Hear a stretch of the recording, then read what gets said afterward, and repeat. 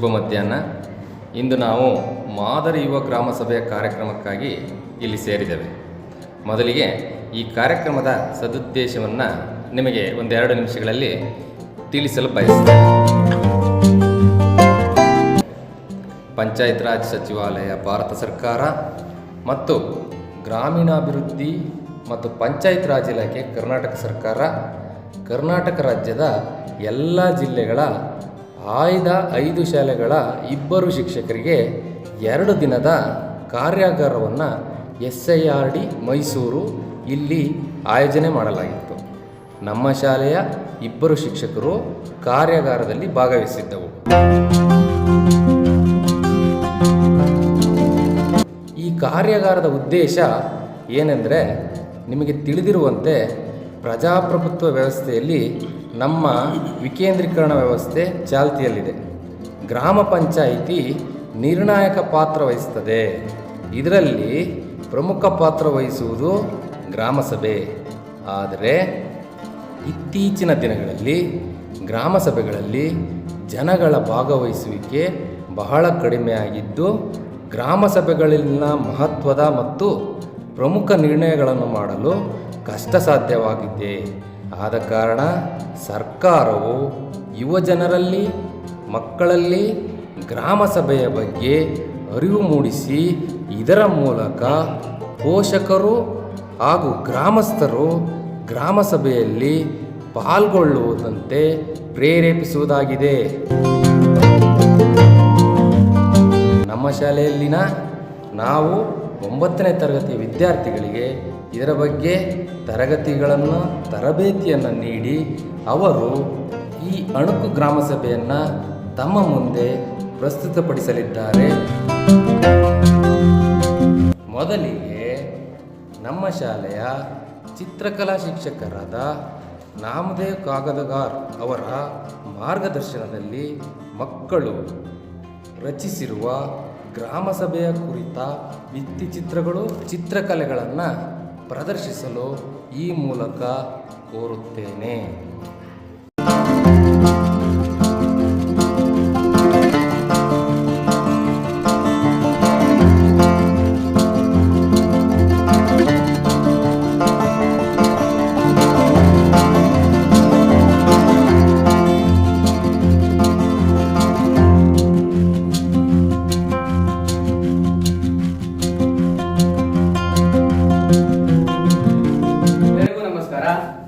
ನಾವಿಂದು 2025 ಮತ್ತು 26ನೇ ಸಾಲಿನ ಮೊದಲ ಹಂತದ ಗ್ರಾಮ ಸಭೆಯನ್ನು ಹಮ್ಮಿಕೊಂಡಿದ್ದೇವೆ.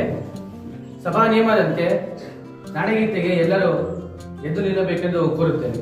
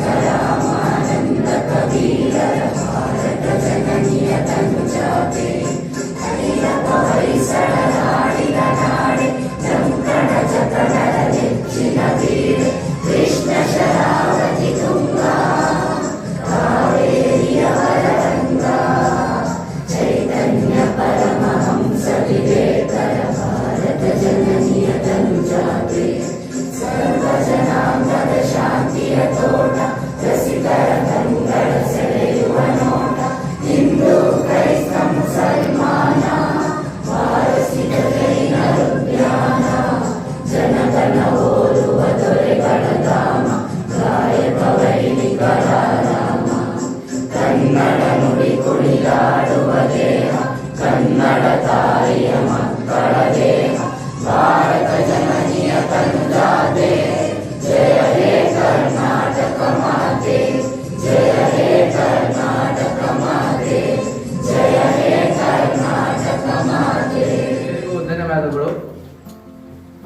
ಮೂಲಕ ಮಾನ್ಯ ಅಧ್ಯಕ್ಷರಿಗೂ ಈ ಒಂದು ಸಭೆಯ ಅಧ್ಯಕ್ಷತೆಯನ್ನು ನಮ್ಮ ಅಧ್ಯಕ್ಷರು ವಹಿಸಿಕೊಳ್ಬೇಕೆಂದು ಕೋರುತ್ತಾ ಗ್ರಾಮ ಪಂಚಾಯತಿ ಅಧ್ಯಕ್ಷರಿಗೆ ಸ್ವಾಗತ ಕೋರುತ್ತೇನೆ. ಸ್ವಾಗತ ಸುಸ್ವಾಗತ.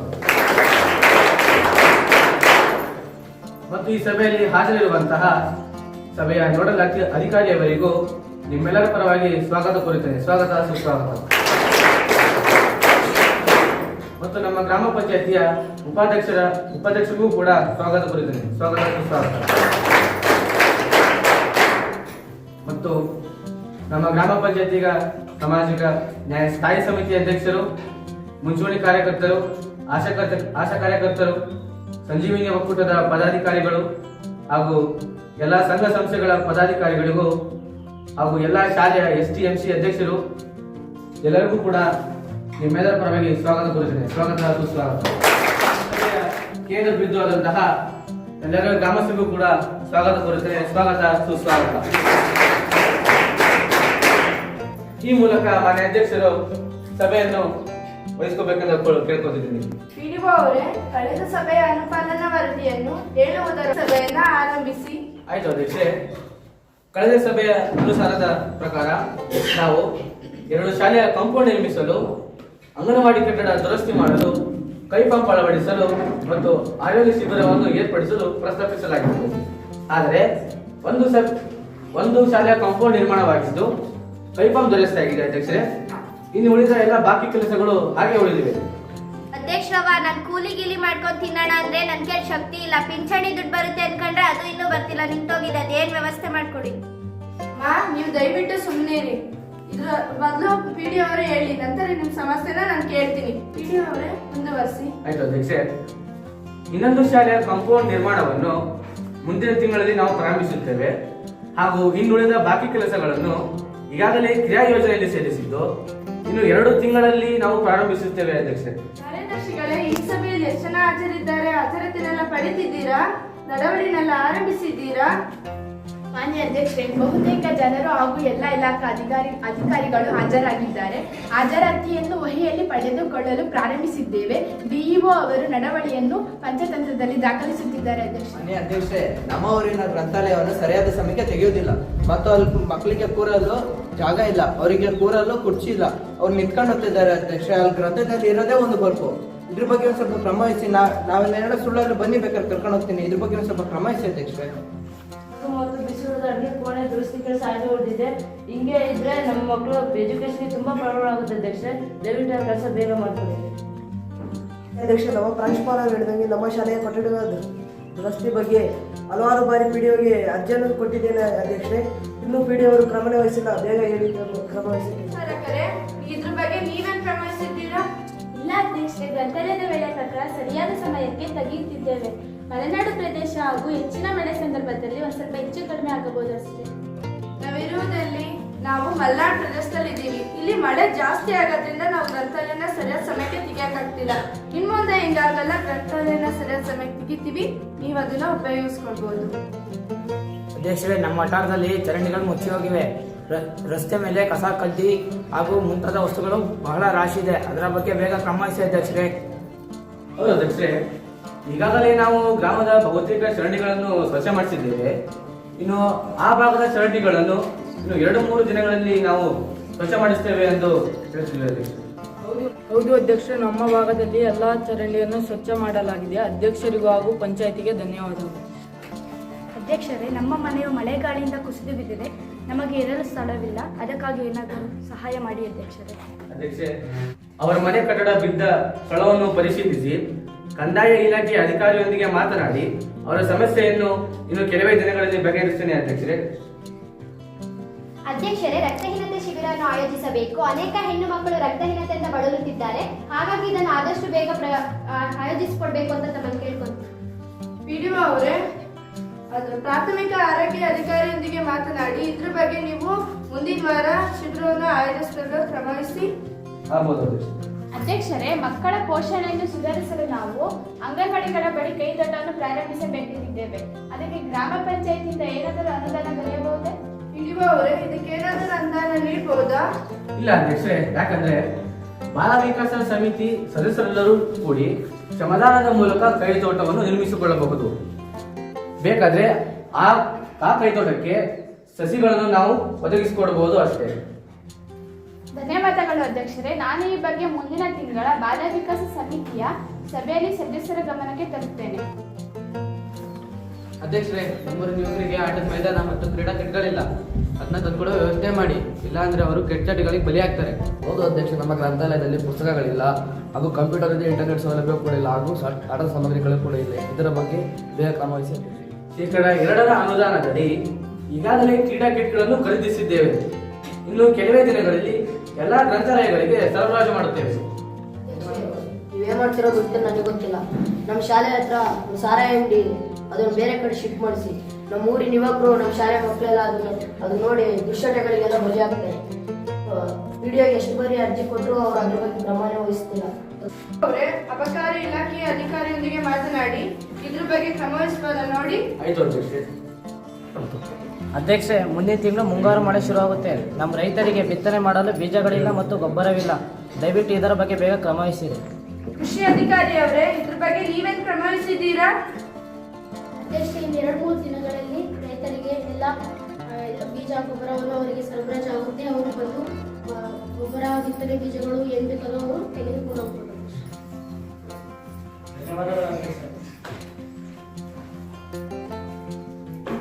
ಅಧ್ಯಕ್ಷೆ, ನನ್ನ ಕಡೆ ಸ್ವಲ್ಪ ಗಮನ ಹರಿಸಿ. ನನಗೆ ಕಾಲಿಲ್ಲ, ಕೈ ಇಲ್ಲ, ನನಗೆ ಕೆಲಸ ಮಾಡೋಕ್ಕೆಲ್ಲ ಕಷ್ಟ ಆಗುತ್ತೆ. ಅದಕ್ಕೆ ನನ್ನಂಗೆ 4 ಜನ ಇದ್ದಾರೆ, ವೀಲ್ ಚೇರ್ ಬೇಕಾಗುತ್ತೆ. ಆದರೆ ಪಂಚಾಯತಿಯಿಂದ ಕೊಡಿಸಿ. ಶೇಕಡ 25 ಅನುದಾನದ ಕ್ರಿಯಾ ಯೋಜನೆಯಲ್ಲಿ ಇದನ್ನು ಅಳವಡಿಸಿಕೊಂಡಿದ್ವಲ್ಲ. ಹೌದು ಅಧ್ಯಕ್ಷರೇ, ಈಗಾಗಲೇ ಇದಕ್ಕೆ ದರಪಟ್ಟಿಯನ್ನು ಕೂಡ ಆಹ್ವಾನಿಸಲಾಗಿದೆ. ಮಾನ್ಯ ಅಧ್ಯಕ್ಷರೇ, ಗ್ರಾಮದ ಮಹಿಳಾ ಸ್ವಸಹಾಯ ಗುಂಪುಗಳಿಂದ ವಿವಿಧ ಉತ್ಪನ್ನಗಳು ತಯಾರಿಸಲಾಗುತ್ತಿದೆ. ಈ ಉತ್ಪನ್ನಗಳಿಗೆ ಮಾರುಕಟ್ಟೆ ಸೌಲಭ್ಯ ಒದಗಿಸಲು ಅವಕಾಶ ಕಲ್ಪಿಸಿಕೊಡಿ. ವಿವಿಧ ಯೋಜನೆಗಳ ಅನುದಾನವನ್ನು ಒಗ್ಗೂಡಿಸಿ ಹಳ್ಳಿ ಸಂತೆ ನಿರ್ಮಿಸಲು ಅವಕಾಶವಿದೆ. ನಮ್ಮ ಒಕ್ಕೂಟದಿಂದ ಗ್ರಾಮ ಪಂಚಾಯಿತಿಗೆ ಅರ್ಜಿ ಸಲ್ಲಿಸಿದಲ್ಲಿ ಇದನ್ನು ಮುಂದಿನ ಸಲಹೆ ಕ್ರಿಯಾ ಯೋಜನೆಯಲ್ಲಿ ಅಳವಡಿಸಿಕೊಳ್ಳುತ್ತೇವೆ. ಧನ್ಯವಾದಗಳು. ಮಾನ್ಯ ಅಧ್ಯಕ್ಷರೇ, ಇತ್ತೀಚಿನ ದಿನಗಳಲ್ಲಿ ಬಾಲ್ಯ ವಿವಾಹ ಹೆಚ್ಚುತ್ತಿದೆ. ನಿಷೇಧದ ಕುರಿತು ಜಾಗೃತಿ ಮೂಡಿಸಲು ಪಂಚಾಯಿತಿಯಿಂದ ಒಂದು ಜಾಗೃತಿ ಮೇಳ ಆಯೋಜಿಸಲು ಕ್ರಮ ವಹಿಸಿ.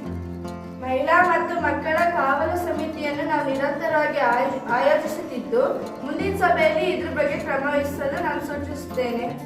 ಧನ್ಯವಾದಗಳು ಅಧ್ಯಕ್ಷರೇ. ಅಧ್ಯಕ್ಷರೇ, ಕೆಲವು ಜನವಸತಿ ಪ್ರದೇಶದಲ್ಲಿ ಸೋಲಾರ್ ಲೈಟ್ಗಳು ಅಗತ್ಯವಿದೆ. ಬೇಗ ಅದನ್ನು ಅಳವಡಿಸಿಕೊಡಿ ಎಂದು ಕೇಳುತ್ತೇನೆ. ಅವರೇ, ಶೇಕಡ 25 ಅನುದಾನದ ಕ್ರಿಯಾ ಯೋಜನೆಯನ್ನು ಅಳವಡಿಸಿಕೊಳ್ಳಿ. ಮತ್ತೆ ಅವರಿಗೆ ಬೀದಿ ದೀಪಗಳನ್ನೆಲ್ಲ ಅಳವಡಿಸಿಕೊಳ್ಳಲು ಕ್ರಮ ವಹಿಸಿ. ಮಾನ್ಯ ಅಧ್ಯಕ್ಷರ, ಶಾಲೆಯಲ್ಲಿ ಬಹಳ ಜನ ಪ್ರತಿಭಾವಂತ ಮಕ್ಕಳಿದ್ದಾರೆ. ಅವರನ್ನು ಉತ್ತೇಜಿಸಲು ಏನಾದರೂ ಸ್ಕಾಲರ್ಶಿಪ್ ನೀಡಬಹುದೇ? ಅವರೇ, ಇದಕ್ಕೇನಾದರೂ ಅವಕಾಶವಿದೆಯಾ?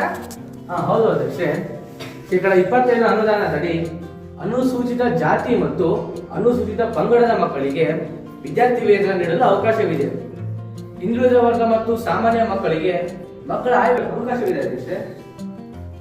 ಹಾಗಿದ್ದರೆ ಮುಂದಿನ ವರ್ಷದ ಶೇಕಡ 25 ಅನುದಾನದ ಕ್ರಿಯಾ ಯೋಜನೆಯಲ್ಲಿ ಮತ್ತು ಮಕ್ಕಳ ಆಯುವ್ಯದಲ್ಲಿ ಇದನ್ನು ಅಳವಡಿಸಿಕೊಂಡು ಹಾಗೂ ಈ ಬಗ್ಗೆ ಮಕ್ಕಳು ಅರ್ಜಿ ಸಲ್ಲಿಸಲು 2 ವಾರಗಳಲ್ಲಿ ಪ್ರಕಟಣೆಯನ್ನು ಹೊರಡಿಸಿ. ಆಗ್ಬೋದು ಅಧ್ಯಕ್ಷ. ಅವರೇ, ಈ ವರ್ಷ ಲಭ್ಯವಿರುವ ಸ್ವಂತ ಸಂಪನ್ಮೂಲ ಅನುದಾನಕ್ಕೆ ಕ್ರಿಯಾ ಯೋಜನೆಯನ್ನು ತಯಾರಿಸಲು ಈ ಸಭೆಗೆ ಪ್ರಸ್ತಾವನೆಯನ್ನು ಮಂಡಿಸಿ. ಆಯ್ತು ಅಧ್ಯಕ್ಷೆ. ಈ ವರ್ಷ ರೂಪಾಯಿ 15 ಲಕ್ಷ ಲಭ್ಯವಿರುತ್ತದೆ. ಗ್ರಾಮಸ್ಥರು ತಮ್ಮ ಬೇಡಿಕೆಯನ್ನು ಈ ಸಭೆಯಲ್ಲಿ ಪ್ರಸ್ತಾಪಿಸಬೇಕೆಂದು ಕೋರಿಕೊಳ್ಳುತ್ತಿದ್ದೇನೆ.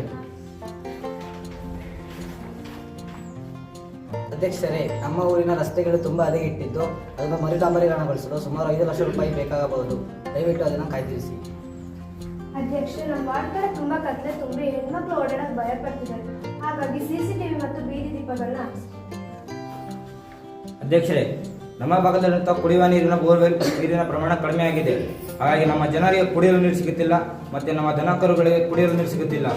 ಮತ್ತು ನಮ್ಮ ಹೆಣ್ಣು ಮಕ್ಕಳು ಸಂಜೆ ಕೆಲಸ ಮುಗಿಸಿ 2 ಕಿಲೋಮೀಟರ್ ದೂರದಲ್ಲಿರುವ ಕೆರೆಯಿಂದ ನೀರು ತರಬೇಕು. ನೀವೇನು ಮಾಡ್ತಿರೋ ಬಿಡ್ತಿರೋ ನಮಗೆ ಗೊತ್ತಿಲ್ಲ. ನಮ್ಗೆ ಇನ್ನೊಂದು ಹೊಸ ಬೋರ್ವೆಲ್ ಕೊಡಿಸಿಕೊಡಿ. ಅಧ್ಯಕ್ಷ, ನಮ್ಮ ಶಾಲೆಯ ಕೊಠಡಿಗಳ ದುರಸ್ತಿ ಬಗ್ಗೆ ಹಣವನ್ನು ಮೀಸಲಿಡೋದು ಮರೆಯದಿರಿ ಅಧ್ಯಕ್ಷ. ಇಲ್ಲ, ಮರೆಯೋದಿಲ್ಲ. ಅವರೇ, ಕೊಠಡಿಗಳ ದುರಸ್ತಿಗೆ 6 ಲಕ್ಷವನ್ನು. ಆಯ್ತು ಅಧ್ಯಕ್ಷೆ. ಮಾನ್ಯ ಅಧ್ಯಕ್ಷರೇ, ನಮ್ಮ ಗ್ರಾಮದ ಆಯುಷ್ ಹಾಸ್ಪಿಟಲ್ನಲ್ಲಿ ಪೇಷಂಟ್ಗಳು ಹೆಚ್ಚಾಗಿದ್ದಾರೆ. ರೂಮ್ನ ಸಮಸ್ಯೆ ಇದೆ. ಇನ್ನಷ್ಟು ರೂಮ್ನ ವ್ಯವಸ್ಥೆ ಮಾಡಿಕೊಡಬೇಕೆಂದು ಕೇಳುತ್ತೇನೆ. ಪಿಡಿಒ ಅವರೇ, ಇದಕ್ಕೆ 5 ಲಕ್ಷವನ್ನ ಮೀಸಲಿಡಿ. ಇಲ್ಲ ಅಧ್ಯಕ್ಷೆ, ಯಾಕಂದ್ರೆ ಈಗಾಗಲೇ ಗೃಹ ಯೋಜನೆ ಒಟ್ಟು ಮೊತ್ತವು 20 ಲಕ್ಷದಷ್ಟು ಆಯ್ತು. ಆದ್ರೆ ನಮ್ಮ ಹತ್ರ 15 ಲಕ್ಷ ಅನುದಾನ ಮಾತ್ರ ಲಭ್ಯವಿದೆ ಅಧ್ಯಕ್ಷೆ. ಹೌದಾ ಪಿಡಿಒ ಅವರೇ? ಲಭ್ಯ ಅನುದಾನಕ್ಕಿಂತ ಹೆಚ್ಚಿನ ಬೇಡಿಕೆ ಬಂದಿದೆಯಾ? ಇದಕ್ಕೆ ಪರಿಹಾರವೇನು? ಅಧ್ಯಕ್ಷೆ, ಇದಕ್ಕೆ ಸ್ವಂತ ಆದಾಯ ಮೂಲ ತುಂಬಾ ಕಡಿಮೆ ಇದೆ. ಇದು OSR ಸುಧಾರಿಸಿದ್ರೆ ಪಂಚಾಯತ್ ಬಲಗೊಳ್ಳುತ್ತದೆ. ಆಸ್ತಿ ಪರಿಷ್ಕರಣೆಯಾಗಿ ತುಂಬಾ ವರ್ಷಗಳಾಗಿದೆ ಅಧ್ಯಕ್ಷರೇ. ಹೊಸ ನಿಯಮದ ಪ್ರಕಾರ ಆಸ್ತಿ ಪರಿಷ್ಕರಣೆ ಮಾಡಿ ವಸೂಲಿ ಹೆಚ್ಚಾದರೆ ಪಂಚಾಯತ್ ಬಲಗೊಳ್ಳುತ್ತದೆ. ಹಾಗೆ ಗ್ರಾಮಸ್ಥರ ಎಲ್ಲ ಬೇಡಿಕೆಗಳನ್ನು ಹಂತ ಹಂತವಾಗಿ ನಾವು ಪೂರೈಸಿಕೊಡಬಹುದು. ಪ್ರೀತಿಯ ಗ್ರಾಮಸ್ಥರೇ, ಪಿಡಿಒ ಅವರು ತಿಳಿಸಿರುವಂತೆ ನೀವೆಲ್ಲರೂ ತೆರಿಗೆ ಪರಿಷ್ಕರಣೆಗೆ ಸಹಕರಿಸಿ ನಮ್ಮ ಪಂಚಾಯಿತಿಯ ಸ್ವಂತ ನಿಧಿಯನ್ನು ಬಲಪಡಿಸಲು ಕೈ ಜೋಡಿಸಬೇಕು ಅಂತ ಕೇಳ್ಕೊಂತೀನಿ. ಎಲ್ಲ ಗ್ರಾಮಸ್ಥರಿಗೂ ಧನ್ಯವಾದಗಳು. ಪಿಡಿಒ ಅವರೇ, ರೂಪಾಯಿ 15 ಲಕ್ಷಕ್ಕೆ ಕ್ರಿಯಾ ಯೋಜನೆಯನ್ನು ಸೀಮಿತಗೊಳಿಸಿ ಈ ಸಭೆಯನ್ನು ಅಂತಿಮಗೊಳಿಸಿ. ಅಧ್ಯಕ್ಷೆ, ರೂಪಾಯಿ 15 ಲಕ್ಷಗಳ ಕ್ರಿಯಾ ಯೋಜನೆ ಕೆಳಕಂಡಂತಿದೆ. ವಾರ್ಡ್ 2ರ ರಸ್ತೆ ಡಾಂಬರೀಕರಣಕ್ಕೆ ರೂಪಾಯಿ 3 ಲಕ್ಷ, ಮಹಿಳೆಯರ ಸುರಕ್ಷತೆಗೆ ಮತ್ತು CCTV ಅಳವಡಿಕೆಗೆ ರೂಪಾಯಿ 2 ಲಕ್ಷ, ಹೊಸ ಬೋರ್ವೆಲ್ ಮತ್ತು ಮೋಟಾರ್ ಪಂಪ್ ಅಳವಡಿಕೆಗೆ ರೂಪಾಯಿ 1.5 ಲಕ್ಷ, ಶಾಲಾ ಕೊಠಡಿಗಳ ದುರಸ್ತಿಗೆ ರೂಪಾಯಿ 3.5 ಲಕ್ಷ ಹಾಗೂ ಆಯುಷ್ಮಾನ್ ಆರೋಗ್ಯ ಕೇಂದ್ರದ ಹೊಸ ಕೊಠಡಿಗಳಿಗೆ 5 ಲಕ್ಷವನ್ನು ಒಟ್ಟು ಮೀಸಲಿಡಲಾಗಿದೆ. ಅಧ್ಯಕ್ಷರೇ, ನನ್ನ ಪಿಂಚಣಿ ದುಡ್ಡು ಮರ್ತ್ಬಿಟ್ರ ಹೆಂಗೆ? ಇಲ್ಲ, ಮರೆತಿಲ್ಲಮ್ಮ. ಗ್ರಾಮದ ಲೆಕ್ಕ ಅಧಿಕಾರಿ ಅವರೇ, ನೀವೇನು ಇದಕ್ಕೆ ಗಮನಿಸಿದ್ದೀರಾ? ಅವ್ರು ಈಗಲೇ ದುಡ್ಡು ಇನ್ನು ಯಾಕೆ ಬಂದಿಲ್ಲ? ನೋಡಿ ಹೇಳ್ತೇನೆ ಅಧ್ಯಕ್ಷರೇ. ಅಮ್ಮ, ನೀವು ನಾಳೆ ನಮ್ಮ ಆಫೀಸ್ಗೆ ಡಾಕ್ಯುಮೆಂಟ್ಸ್ ಜೊತೆ ಬನ್ನಿ, ಖಂಡಿತ ಸಹಾಯ ಮಾಡ್ತೇನೆ. ಆಯ್ತು. ಎಲ್ಲರೂ ಏನಾದರೂ ಹೇಳುವುದಿದೆಯೇ? ಇಲ್ಲ.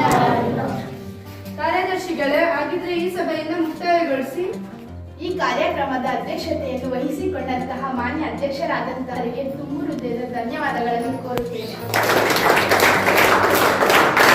ಹಾಗೂ ಈ ಕಾರ್ಯಕ್ರಮಕ್ಕೆ ಆಗಮಿಸಿದಂತಹ ಮಾನ್ಯ ಉಪಾಧ್ಯಕ್ಷರಾದಂತಹ ಪ್ರಮೋದ್ ರವರಿಗೂ ಕೂಡ ಧನ್ಯವಾದಗಳನ್ನು ಕೋರುತ್ತೇನೆ.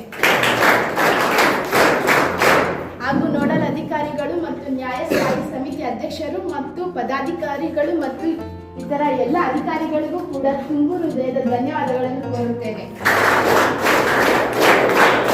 ಈ ಕಾರ್ಯಕ್ರಮದ ಕೇಂದ್ರ ಬಿಂದುವಾಗಿರುವಂತಹ ನನ್ನೆಲ್ಲ ಊರಿನ ಗ್ರಾಮಸ್ಥರಿಗೂ ಕೂಡ ತುಂಬು ಹೃದಯದ ಧನ್ಯವಾದಗಳನ್ನು ಕೋರುತ್ತೇನೆ. ಮುಂದಿನ ಸಭೆಯನ್ನು ರಾಷ್ಟ್ರಗೀತೆಯನ್ನು ಹೇಳುವುದರ ಮೂಲಕ ಮುಕ್ತಾಯಗೊಳಿಸೋಣ. ದಯಮಾಡಿ ತಾವೆಲ್ಲರೂ ಎದ್ದು ನಿಲ್ಲಬೇಕೆಂದು ಕೋರುತ್ತೇನೆ. ಅಧಿನಾಯಕ ಜಯ ಹೇ ಭಾರತ ಭಾಗ್ಯ ವಿಧಾತ, ಪಂಜಾಬ ಸಿಂಧು ಗುಜರಾತ ಮರಾಠ ದ್ರಾವಿಡ ಉತ್ಕಲ ಬಂಗ, ವಿಂಧ್ಯ ಹಿಮಾಚಲ ಯಮುನಾ ಗಂಗಾ ಉಚ್ಚಲ ಜಲಸಿ ತರಂಗ, ತವ ಶುಭ ನಾಮೆ ಜಾಹೇ, ತವ ಶುಭಾಶಿಷ